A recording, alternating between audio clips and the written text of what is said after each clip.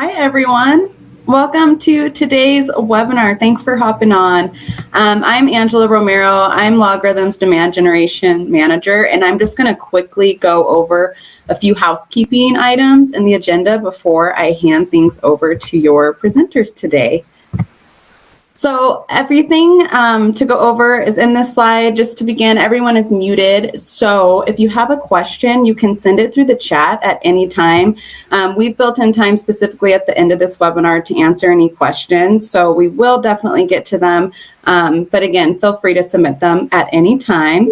And also, I'd like to direct your attention to the attachments section. It should be at the bottom of your broadcast. We've included a few additional resources there that are free for you to download, so make sure that you don't miss those. So yeah, with that being said, I'm going to turn it over to the agenda. I'll quickly go through this as well. Your speakers will introduce themselves. They'll take a look at the last year's predictions, see how things have come to fruition. They'll discuss their top predictions for 2022, and then they'll go over a few themes that they've uncovered. And then we have time for some Q&A at the end. So with that said, I'll hand it over to your presenters and enjoy today's webinar. Awesome. Thank you for the intro, Angela. Good morning, everybody. I'm James Kardner. I am the Chief Security Officer for LogRhythm, the Vice President of our labs team, which does threat research, compliance research, and research on operational risk items. I've been in the space for 25 years. As it relates to the predictions, if we thought 2020 was a wild year with COVID and ransomware at new heights and ending the year with SolarWinds, I think we had an equally awesome 2021.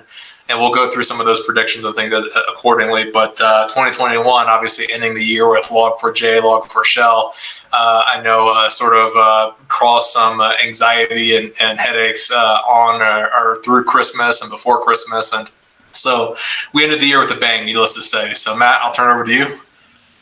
Yeah, thanks, James. Good morning, everyone. And definitely it looks like, the trends and vulnerabilities and breaches are picking up and certainly expected to continue. Myself, I'm Mett Sanders. I'm the Director of Security and Deputy CISO here at LogRhythm. 15 years of experience in the security industry. I come from the application security and software background, so very interested in open source supply chain, API security, a lot of things that we've seen pick up this year, and we really expect to continue next year.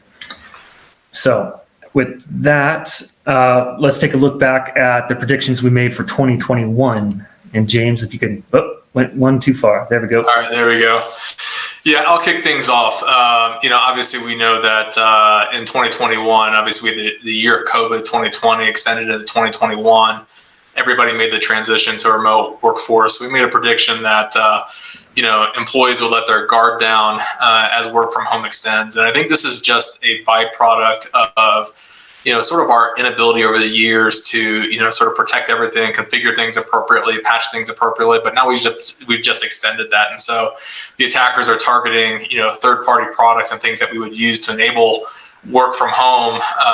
And we probably haven't configured things in the best way to prevent any type of attackers from being able to breach or leverage that. And so really some of the outcomes here, we talked about the FireEye report around the Pulse Secure VPN, data breaches being a 17-year high, which probably is less to do with the work from home than most might appear, as only 1 million of it was based on a work from home sort of issue. So, I think this is, I think now we've finally got maybe our hands around it and know how to remove some of the exceptions that we may have made in 2020 to allow work from home more effectively in 2021. And I think we finally got our hands wrapped around it now. So this is a prediction we have for 2021. And I think it's, maybe not 100% true, but I think it's probably more true than false as it relates to the outcomes itself.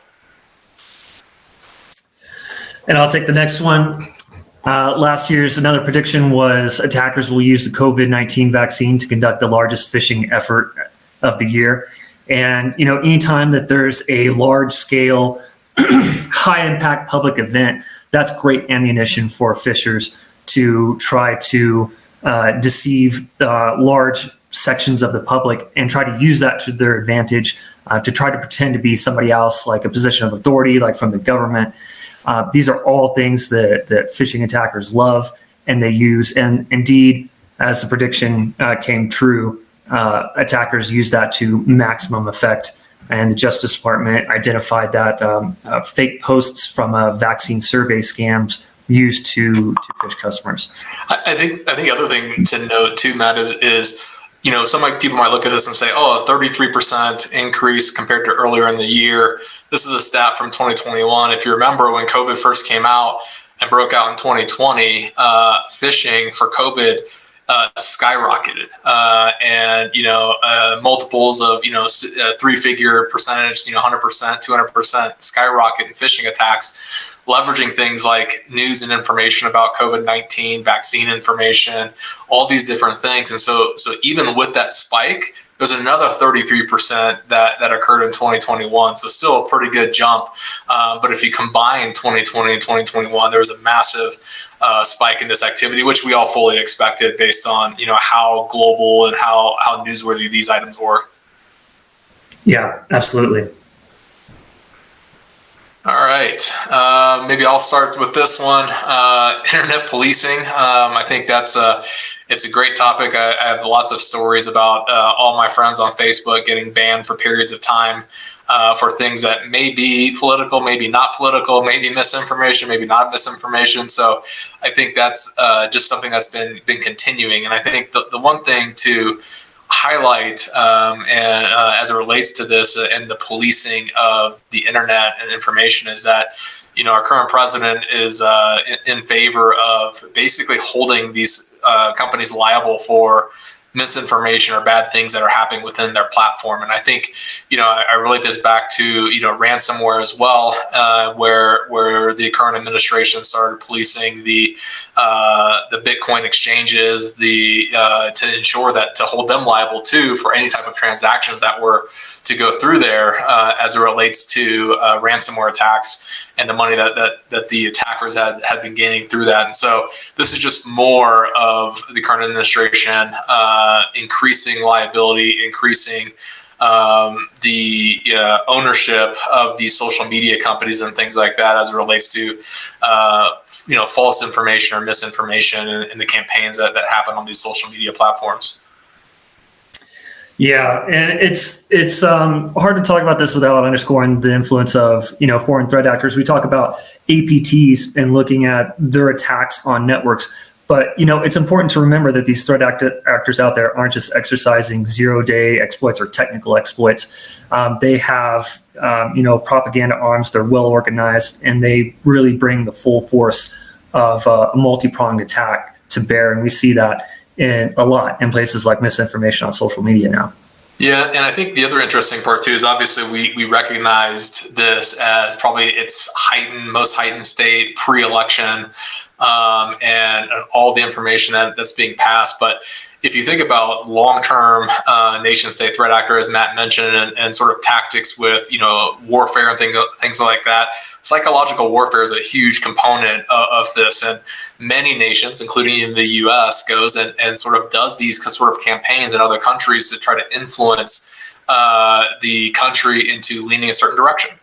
And so this is just another play on that, leveraging the access that social media and our technology have across the globe and being able to do the same thing. And so this is just an extension of, old school psychological warfare used to, broker mistrust inside of a country and inside of a society. So this is just an extension of that. So I think that's why when people are like, why is it that these organizations are policing us?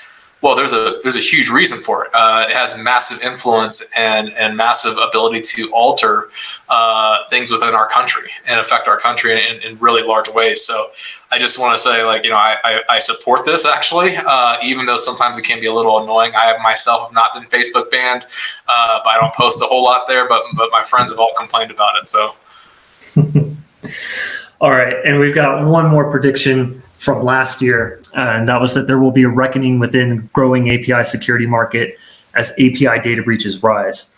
And Experian is our example of how this came true. When people ask about software component scanning I go back to 2017 Experian breach, where they used an old version of Apache Struts. But they made it in the news again last year, again for having an API security breach. And this is something that, API security seems to be picking up a lot of steam. And we're going to talk a little bit about that predictions for this year as well. But we're not the only ones predicting this now, that we've seen it come true. Gartner predicted that API attacks are going to become most frequent. IBM is now saying that 2/3 of all cloud breaches are driven by API security holes. There's a lot of movement in API security products, I would say, but consistent implementation across the board hasn't caught up the way it has for like EDR and other security products. So I think that we're going to see a lot more of this, and what we predicted in 2021 certainly. Yeah.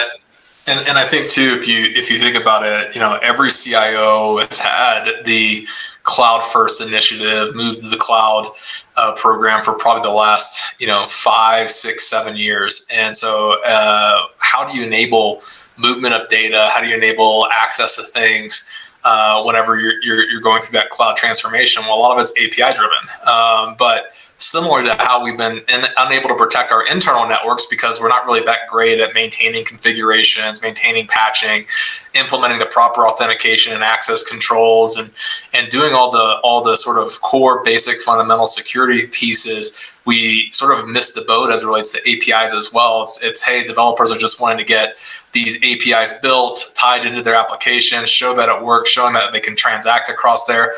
But it's like, oh, we forgot to add authentication in there. Oh, we forgot to add authorization. Oh, we forgot to add encryption. And so all these things are being exposed. And wow, what better way to get access to a cloud-first company's data than to access it through an API? And there are hundreds, if not thousands, of these things in every single customer environment, every single company that there is. And so, I look at this as just a underserved area in security, just because, as Matt mentioned, there have been a number of API security companies that have come out over the last few years, but it felt like they were a little bit ahead of their time because CISOs and security practitioners are like, yeah, we're focused on application security, product security, but there's always this API piece that sometimes they don't look at. And I think it kind of flies under the radar a bit. Even now today, with microservices and things like that, people are looking at container security and things like that. But even in those conversations, you hear less about APIs. It's sort of assumed as a part of product and application security, but I just think it's an area that needs a lot more visibility than what has been happening. And because of that, we obviously predicted that the data breaches would rise as it relates to that. And as Matt mentioned, we have another prediction later, which kind of expands upon that as well. Yeah. So that's our 2021 predictions and how those panned out. Now we're going to move into the 2022 predictions. And our first one is a leading country producing semiconductor chips will have its supply chain compromised. So there's a lot of factors right now driving strong demand for semiconductor chips, some of it related to COVID, and there's a lot of other factors constraining the supply of semiconductor chips. Another great example being COVID. So with this constrainment of supplies, there's a lot of money tied up in it. This presents a very significant opportunity for attackers, ransomware in particular, to say, hey, if I could take down that semiconductor operation, or if I can disrupt just one small part of this very constrained supply chain, there's a potential for a very large impact, a lot of lost money in a lot of organizations, and a lot of consumers not getting what they needed in terms of what they're looking for. A lot of manufacturers actually just yesterday, there was a Washington Post article about constraints in the computer manufacturers. Normally, they have about a 40-day supply of chips a couple years ago. Right now, on average, that's down to about 5 days. So any minor disruption in that semiconductor supply chain can have huge impacts. And that's as an attacker to them, this is a great opportunity to get some ransomware in there somewhere and really make money off of it. And they're going to try to exploit that. Yeah, I think, we feel this pain as well. I mean, obviously we work for LogRhythm, being a security software vendor ourselves. We've got hardware that we sometimes deploy into customer environments. We have a supplier for that. even getting our employee laptops and monitors and things like that. Now there's a significant delay on all these different things just because of the chip shortage itself. And then personally, I am moving from a family of 4 to a family of 5. And so I am now entering minivan world. And if you try to buy a car within the last year, you've really experienced the impacts of the chip shortage, because now there's no more, you're paying at least list price for a vehicle. So prices have shot up as it relates to that. You're no longer getting the thousands of dollars discounted that you were before. You have to order cars like 8 months ahead of time in order to sort of lock you into one, and then pay the premium for it when you get locked in for it. So like even these small things, and if you think about every single thing that has a computer chip in it, it has massive influence. And this supply chain is not just the computer chip supply chain, but everything that relies on the computer chip is huge, and it's going to impact everything from cost, time to delivery. I mean, you name it. I mean, all those things have an impact as well on our U.S. GDP as an example, because they all have those types of ramifications. So it's a huge issue as it relates to that. And if you shut down even a small portion of this, shut down one of the manufacturing plants, shut down, the supplies that come in. I mean, the packers, the shippers, there's so many dots along the way that you just disrupt one of them and the whole thing collapses, right? Yeah. And my 8-month wait for a minivan is probably extended even more if that were to happen. And that could be just one or two, chip manufacturers that have experienced that, or one or two aspects of their supply chain. So it's got huge ramifications. So I think if that happens, it won't be a great day, but these predictions are often made as, let's try to get mostly reality here. And, even if it's something that's not fun to talk about or anything like that, I think we still have to cover it. And so while this won't be a fun day if we start experiencing a bunch of ransomware attacks or things in these semiconductor manufacturers, there is a big chance, because we know how much this impacts the entire world, there's a big chance that it could happen. All right, I think I'll lead this one. Ransomware will halt the supply chain of a major vaccine manufacturer. So this is by no means us putting Pfizer and Moderna and those folks on Johnson & Johnson on notice. But if you think about this, there was a ton of activity in 2020 as we rushed to get to a vaccine. Nation states were stealing information from each other to try to see who can come out with vaccines first. They were, some of them working together, some of them, like I said, not working together, in fact, doing the opposite. But if you think about it, the first to market movement here has huge financial ramifications and financial impact, not just on your own country's GDP and being able to keep your, citizens vaccinated as it relates to this, so that way they can continue to work and contribute back to GDP. But just like, there were shortages, there are lots of different aspects of this here in 2020 that we saw. And so what we had determined is in 2021, this would rise. And obviously we see that what we saw, or in 2022, it'll rise. We've seen all the new variants. I think they just came out with a new Omicron variant yesterday as well. And so, as with normal threats like this, there's lots of variants that come out. And if you impact our vaccine supply chain, you impact any of the supply chain for the vaccine manufacturers, I mean, it could have massive consequences and, obviously lead to even death if there are shortages of it. So this is one that we definitely hope doesn't happen.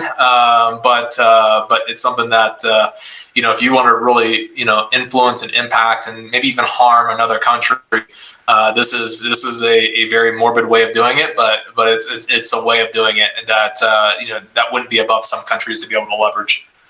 Yeah, and this hits on one of our major themes. Again, I want to bring up is attacks on the supply chain. So it's important to remember, even if maybe Pfizer or Moderna or the big manufacturers, maybe let's say they're squared away on security and they're doing all the right things on security, but can they guarantee the security of everyone in their supply chain? All the truckers, who supplies power to their plants, who supplies needles, whatever, any loss of anywhere in that supply chain from some third party that they don't control could have a massive disruption to their industry. So that's going to be, I think, a common theme and something we're going to see a lot more of going forward. So I will take the next one here, our third prediction. Cyber criminals will leverage API vulnerabilities to breach multiple company networks at once. So going back to our API security theme, there's a few very common and widespread use REST open source frameworks out there, Spring, Rails, Flask. And if you find a vulnerability, as we found with like Log4j, if you find a vulnerability in one of these, you can exploit it to mass effect because these libraries are ubiquitous throughout a lot of different companies. It's not just a single company. So breaching one of these well-known, commonly used frameworks could get you a lot of traction and a lot of breaches at a lot of other companies. We talk again about API security products. They're fairly new, I would say, in this space. They don't have history like antivirus or EDR or SIM tools, haven't been around as a lot, and they haven't been written into a lot of compliance standards as well. So I would say they're not as widely adopted, and there's not as much clarity in the marketplace as to what the killer features are, the necessary features, who are the leaders in the space. I believe there's a little bit of related, more recently, Gartner products and maybe a Forrester product out on this, but still not a strong consensus, I would say, on what's really needed for API security. And we talked about last year and the increase in API security. So we expect that this is going to pick up this year as well. Yeah, and I think, Matt, you and I have had conversations before about the compliance aspect of it here. And oftentimes with regulations and compliance, they may not be the most up-to-date things that are out there. And even I know, we have compliance certs for our product, but I don't believe, and you can correct me if I'm wrong, like our SOC 2 or ISO, they don't even talk to API security specifically. And so just keep that in mind too. So if you're an organization and you're just saying, hey, don't get me wrong, it creates more work for us. But if you're saying, hey, just give me your SOC 2 or whatever it is, just understand that this isn't really a covered area under those types of certifications. So I think that's a really important thing, because I think the standard approach for us has always been, oh, you've got SOC 2, you've got ISO, you've got all these different certifications, PCI, HIPAA, whatever the case may be. You should have a really good base for security, but APIs is not really an area for it. And I will say that the products are starting to grow into this space now. I'm an advisory board member for 2 API security companies now. One of them that does monitoring detection of API transactions to ensure that you don't have misconfigurations and that they're transacting appropriately and you don't have a breach of data through that.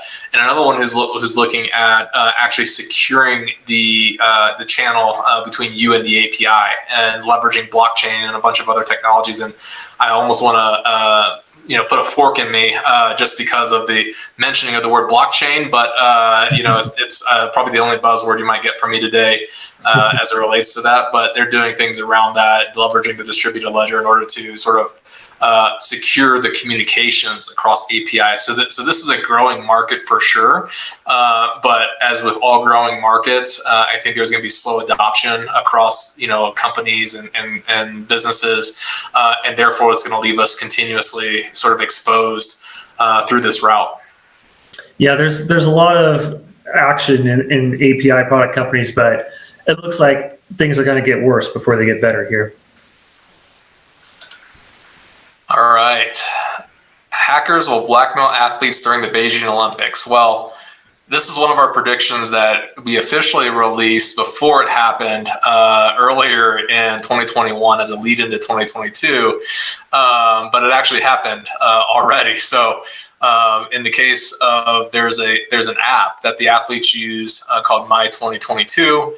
I think it just went public either earlier this week or late last week. About it being compromised and how the attacker has access to all the details of the app. And the app itself is you've got athletes that check in, they're scheduling, all their information, testing results, all of this stuff is contained within that app. And as you can imagine, hey, if someone flags for some type of performance enhancing drug, now that could become public knowledge, or it may not be before.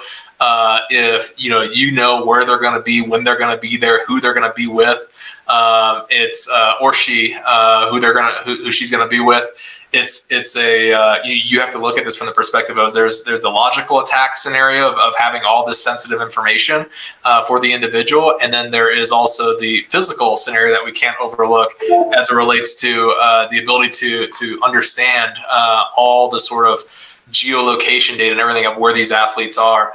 And the reason why I say that, people might say like, oh, that's a bit far-fetched of looking at this from a physical perspective. But one of my, I was employee 53 at a company called Mandiant, and one of the investigations I worked, we actually had calendar information being stolen by the Chinese government, and they were actually going to people's houses, knocking on doors, saying that we know who you met with, we know where our information leak source is, and we actually, in order to brief them that this stuff was happening at a larger scale, we actually flew them into Japan, and then we met them in Japan, briefed them on everything, and then flew them back into China. But there was a physical component of the attack of what they were doing, and so we can't overlook that. But this has already come true, and I think we'll see if anything comes of it as it relates to any public disclosures of information or anything like that. So, Matt, any thoughts on this one? Yeah, going back to the 2021 prediction, when we talk about these nation-state actors, they have obviously a full disposal of technical capabilities, but also the traditional spycraft, human intelligence capabilities, like you mentioned, going and knocking on doors. So it's important to remember when you're dealing with these actors or you're looking at risks from these actors that it's not just one or the other. They have the full range of capabilities, and they are willing and able to use them to full effect in whatever, be it warfare or for Olympics to whatever they could get out of blackmail, national pride, whatever, to win or improve their chances, whatever the case may be, they're willing and able to do it. And the other interesting thing too that I forgot to mention, Matt, was the audio component of this app. And obviously with any app that generally has an audio component, you've got, you have to hit the button and say allow access to the microphone, allow access to this. What if that can be leveraged and they're eavesdropping on conversations, eavesdropping on a number of different aspects of that? I just think that would be, it's just so interesting as well, especially if there are things that are very sensitive being discussed in those conversations, or they're in sensitive meetings, or whatever the case might be. But being able to eavesdrop into those is just like a really crazy thing. And I think the athletes themselves, they don't really, it's not like they control what apps they have to use. It's not like they control what they have to do. I mean, there's all this regulating body. There's an app manufacturer that actually are developing shop that actually developed the app.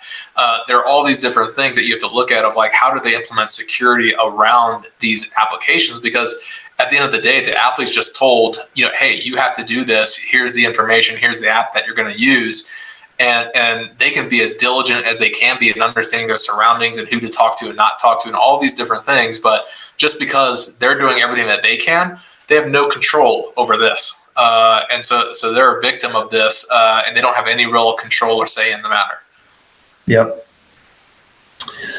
All right. And I'll take our last prediction for 2022. There will be a successful large-scale attack delivered through open source software. So some of you may be saying, this is old news. So I want to talk here about a new, maybe a rising type of attack. We're all familiar with Log4Shell, Heartbleed, Shellshock, and these are some of the most successful open source delivered attacks. And these were a result of really programming mistakes. These are something that, hopefully if you've got the right scanners running, you can identify these, or if you've got people doing code reviews. These were programmer mistakes that were exploited. But what if people were to intentionally introduce attacks via open source software? We're seeing a little bit of rise in that. In October 20, there was Lodash and Electron typo squatting. You make it close to the package name. There was Twilio NPM. Somebody introduced something, wanted to look like a legitimate Twilio package, but it wasn't from Twilio. It was their own thing. There was a compromise in October 2021 of the maintainer's credentials of a widely used NPM package, NPM parser JS. And attackers tried to slip ransomware into there. And then in January, just this month, a maintainer decided to intentionally compromise his own packages. He felt that, he wasn't being rewarded or recognized for his work enough, and he intentionally broke his packages, kind of looking for someone to I don't know what exactly, but these are examples of how someone can intentionally affect a company by breaking something through open source software.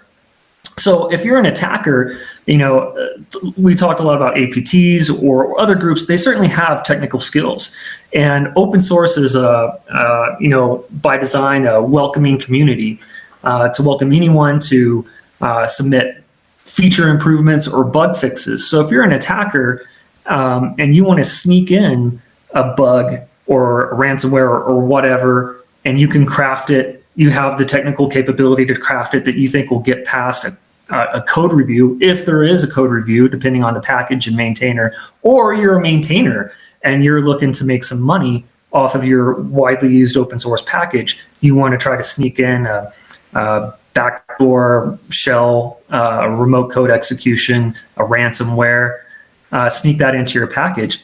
There's a lot of opportunity here for attackers to exploit the openness in open source software to try to put in intentional software attacks. And this is to maximum effect, similar to what the impact that we've seen with Log4Shell, Heartbleed, and Shellshock, but intentionally done so.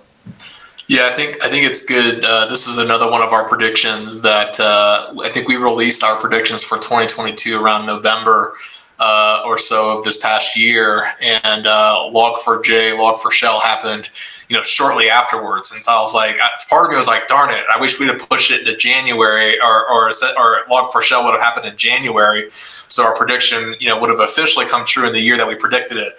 However, it looks like it came true about a month early. And so it's all the reasons that Matt talked about, plus there's other aspects of it too. How many of these manufacturers or maintainers, have, $1 million budgets for buying all the tools necessary, the processes, having the people necessary to be able to run application security and product security, and ensuring that these things are secure for the folks that happen. And as you mentioned, half the time it's just like a group of folks that got together, started maintaining this stuff, but because of the openness, it's less focused on security. And even the licensing models for this stuff, if you look at the MIT license, you look at some of these other licensing models, it's basically use at your own risk. And a lot of people overlook that aspect of it. So you don't really get any type of guarantees or anything with those open source groups and maintainers. It's kind of use at your own risk. And so there's lack of money, lack of resources, lack of budget, lack of that sort of governance around how they actually distribute this stuff. And we're just all of us are just consuming all of this because it's easy. It does the job. And the openness is actually really advantageous for innovation and making sure that we always stay modern and new on things.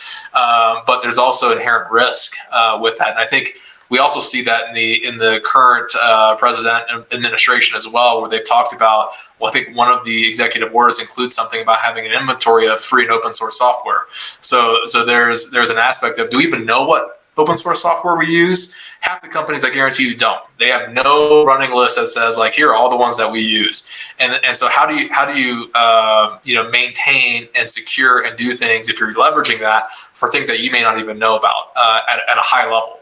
And so that's something to also consider as a part of this. And so I think they're going to be a huge focus now. Log4Shell, Log4j helped us through that, but there'll be a huge focus now on free and open source software. And I expect all the CISOs out there will get some additional application security budget, product security budget in order to be able to address this. But I think this is probably one of the biggest problems in our industry today is the lack of security and controls and governance around free and open source software and how we use it and leverage it and how we tie it into even commercial products. When we buy a commercial product from a company, they have this security team. They go in, they test the application, they look for vulnerabilities, they identify them, remediate them. They do all these different things, and you just assume when you buy that product that, oh, everything is covered. But the reality is there probably maybe thousands of open source libraries that are sitting in that product that are part of our supply chain that just aren't, thought about as it relates to that. Whenever you think about the development practices and things like that, you ask the vendor, you don't ask, about downstream supply chain. That's changing now. Now you're getting them asking about what's your downstream supply chain as it relates to the products you develop and sell to us. So there's just a huge focus in that space. And I think this is like one of the largest issues in our industry today. Yeah, I agree with that. This is one of the most pressing issues. It's, on one hand, open source software is just necessary for how the technology industry and software industry works today. It would not be anywhere what it is today without open source software. But at the same time, it's a significant risk as well, as we've seen from all these exploited vulnerabilities. So definitely a tough nut to crack. Yeah, your speed of development would go to a crawl if you decided that you didn't want to use open source libraries as a part, or open source software as a part of your product. I mean, they're that embedded in all of our platforms for all the right reasons. But if you didn't use it, you may not be around as a company for long, because development would slow down tremendously. Yeah, I would say, I'm going to go out on a limb and say, I don't think half technology companies today would be financially viable without open source software. You couldn't pay enough programmers enough to write the equivalent of that open source software they get. Yep. So, sorry. That's all right, Matt. That's what happens when you and I are both driving slides at the same time. Yeah. So I think maybe I'll kick this off, and really we skip past the slide that says recognize a theme, but if you look at the various predictions that we've made, there are some really kind of themes that stand out. And if you think about every CISO security practitioner's kind of like biggest concerns that keep them up at night, that don't allow them to get as much rest and sleep. Oh, hopefully I'm back. Just got hit with said I need to reconnect. So the supply chain risks, obviously SolarWinds brought that into focus when that breach happened at the end of 2020. Ransomware continues to be an issue, but now we're looking at it from a supply chain or third-party perspective, and how that impacts that. And then application security, we've covered APIs, we've covered open source software. There's just so much aspect around application security for everything that we produce. And so if you look at all the predictions, they all sort of have this theme: supply chain, third-party risk or ransomware risks in particular, and application security. Matt, I don't know if you wanted to add anything to that. Yeah, that supply chain risk is certainly the growing and largest one, in my opinion. You don't have to. What we're finding out today is that attackers don't have to breach the hard, well-protected targets. They don't have to breach Moderna or some government agency or wherever itself. But by breaching or compromising anywhere along their supply chain, and chain is only as strong as its weakest link. You break that weakest link, you broke the whole chain. And I think attackers are figuring that out and exploiting that to maximum effect. Yeah, and I think it's so huge now, and there's a sort of a reinvigorated and like a strong focus on supply chain as a whole. I mean, even Colonial Pipeline, you name it. There were massive downstream ramifications for those outages and for those issues. And so, if you ransomware a weak link in your supply chain, the Colonial Pipeline one, gas prices raised. There was an impact on GDP. There was an impact on so much different things. The meat manufacturer, when that thing got hit, meat prices rise. All of a sudden, you go to the grocery store and you can't find certain things that you normally would find. It's just so much downstream impact that people don't think about it. They think about company A got hit with something. They don't think about company A got hit with something, and by the way, that had a massive impact downstream on the supply chain as it relates to that, and also the massive impact on the supply chain that provider or that group or company has access to as well, or is necessary as well, because now they're holding goods and things like that may be necessary to enable this business, and then at the same time the outcome, what's being produced isn't there.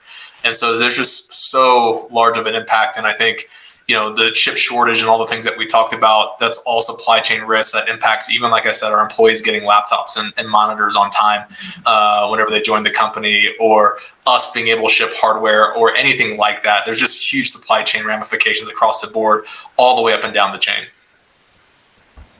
Yep. So with that, I don't know if Angela has anything else that she wants to add. I know there's a time, maybe a few minutes for us to take some questions. Yeah, that was great. Thank you both. There are a couple of questions. Maybe I'll take the first question, assuming everybody can hear me okay still. But it says, so you see the Olympic athletes app hack being replicated for World Cup, Commonwealth Games, World Athletics, etc. I think the Olympics is probably the creme de la creme of athletes. But I mean, World Cup, that is such a global thing. I could see this happening there. I could see these other games being compromised as well. They all are going to use some kind of app that they're going to need access to in order to do scheduling, do whatever they need to do. I just, even my friends, I played rugby for a long time. My friends go play in the Dubai Sevens tournament, which is the largest sevens tournament in the world. They have an app that goes through their schedule of games and where they have to be, et cetera. And so I do see this being replicated, but I think, the biggest target is obviously the Olympics, and there's a whole huge nation state factor, which obviously is in the World Cup as well, but there's a nation state factor in there as well. And some of the controversies we've seen over the Olympics. So I think the Olympics is the creme de la creme of targets, but there's nothing to stop these others from being targeted either. Let's see, the next question, will you actually discuss solutions? Keep repeating there is a risk. Yes, we know there is a risk. Well, this is obviously, this would be about a 3-hour webinar if we went through all the different solutions. So, there are a number of different solutions to address a number of these risks. Obviously, we talked about supply chain and due diligence and making sure that you're assessing that, putting into your contract agreements, et cetera. There's monitoring, detection, and response components. There's intel. There's all these different things that we know of today. There's application and product security and being able to mature that aspect of your business and ensuring that you've got inventories of your open source software, that you've got the tools and technologies in place, you've got due diligence and the governance in place. And so there's lots of different ways that you could address each one of these risks. But I think that might be for another webinar, maybe a 2-hour one, Angela, next time we do this, because there's a lot to cover there. Yeah, this is a difficult one. Identifying risks is certainly a lot easier than implementing solutions. When we talk about supply chain risk, for example, how do you find a solution to push and enforce security all the way through your supply chain, and not just your direct suppliers, but the suppliers of your suppliers? That's a hard people problem, and that's a really difficult governance problem. I went back to this slide because we are working on an article internally about this supply chain and open source software specifically problem, and we do talk through some possible paths forward, such as there's insurance for everything out there. You can buy insurance for all kinds of stuff. Do you buy insurance for your open source software vulnerabilities? And then it's on insurance companies to innovate and figure out ways of, here's how we okay things or don't okay things, or assign a dollar value to the risk and charge that as premium to our insured customers. We talk about other solutions, such as there's a vendor security alliance for all these questionnaires we get about product security, but what about an alliance for scanning and approving open source software? And then, of course, it's hard to talk about large-scale governance without government itself. And are there ways of public-private partnerships or things the government can step in and do? They certainly have a lot of power in buying software. Could they push things that way? Could they go as far as regulation, which seems counterintuitive to the spirit of open source software? But all options are on the table. So there are possibilities of solutions, and we are working on some articles to kind of discuss ways forward. But it is a tough nut to crack. Or wouldn't you love to see the application security vendors out there maybe, contributing back to the community through this and helping ensure that the open source community stays safe as it relates to that by providing them the necessary tooling to be able to do these checks, or giving them free access to it, or whatever the case is. I think that'd be like a really cool thing to do. But we'll see if that plays out or not. I know the CISA organization is using, I believe, Tenable to do its vulnerability scanning for a lot of their government agencies and things like that to help them out. But it'd be cool to see this kind of more widespread as it relates to specific to like open source software. And so that'll be interesting. I'll take one of these questions because it's a simple answer on this one, which is, with LogRhythm going to Linux, do the open source software affect your organization? Yes, it does. So obviously we've put a lot of money and effort into ensuring that we can protect our software. We do check for open source libraries and how that impacts us, and looking for vulnerabilities within them and remediate them. So the open source software issue does affect us as an organization as well. Yeah, and I want to add it well before any migration or more adoption of Linux. Open source software affected us well before that. In our product, not just the operating system that our product runs on, but in the product itself, we have a large inventory of open source software already. Yep. And then the next question, and Angela can cut me off if we're getting close on time, is how can we truly secure supply chains when they are now so long, international, complex, and embedded? Do nation states, governments, and big companies really have the levers to change that and achieve value for money? It is a massive problem. And I think that there are things that you can do to ensure that you're not as impacted, but it kind of goes, just slightly above your supply chain or downstream, and slightly upstream from your supply chain as well. And so there are ways that you can impact and influence that. I mean, even understanding like, hey, what's the business continuity plan and disaster recovery plan for your downstream supply chain or upstream manufacturers, or whatever the case is? Is there, how do they regulate their part of their supply chain? What security controls does their supply chain have? And so there's a lot of, governance that you can do around it, and sort of create some rules of engagement of how to treat up and downstream members of your supply chain. But you're right. I mean, like if a tornado or a hurricane happens somewhere and it knocks out somebody's physical presence, like that has an impact on the supply chain that it's not even security related, really. But that's where obviously, hey, how are you going to recover from a disaster? How are you going to recover from business continuity? The other part too is internationally, you've got a lot of manufacturing, a lot of things that happen in countries that may that's done maybe to save money for the U.S. side, for the U.S. manufacturing because of costs. And do they invest in security and do that whenever it's just not an area that they've got the funds to be able to do? And so then you got to realize and start picking who you have in your supply chain and not how that influences you. So it's a lot of work, and it's a tough nut to crack, as Matt mentioned, but there is some diligence that you can do up and downstream from where you are to ensure that that you'll be at least minimally impacted, hopefully, if there was a supply chain compromise downstream or upstream. And extend it beyond the company that you're talking to downstream and upstream, extend it to their supply chain as well, and ask about how they secure that and how they control that and how do they ensure that downstream doesn't impact them. And so that will just keep extending the chain further out. Cool. All right. We're out of questions, so.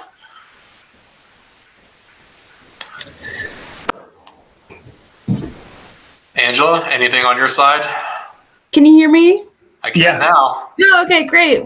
Well, that was great. Thank you both. Thanks for taking time to answer those questions that came through as well. It looks like we're all set on Q&A. Great presentation, wrapping up the predictions. Again, a reminder, there's some attachments in the attachment section of the broadcast that you can view, but also everyone on live today, keep a lookout for an email coming through from the team where you'll have access to watch this recording again, as well as view the slides, and we'll also send those attachments through the email as well. So you can always check them out there. And make sure you connect with us on social. All of our handles are on this last slide here. We love to hear from you all. Make sure you're checking out new things coming on the LogRhythm blog pretty much weekly. We appreciate you joining for today, and thanks. Have a good rest of your week. Thank you. Thanks, everyone.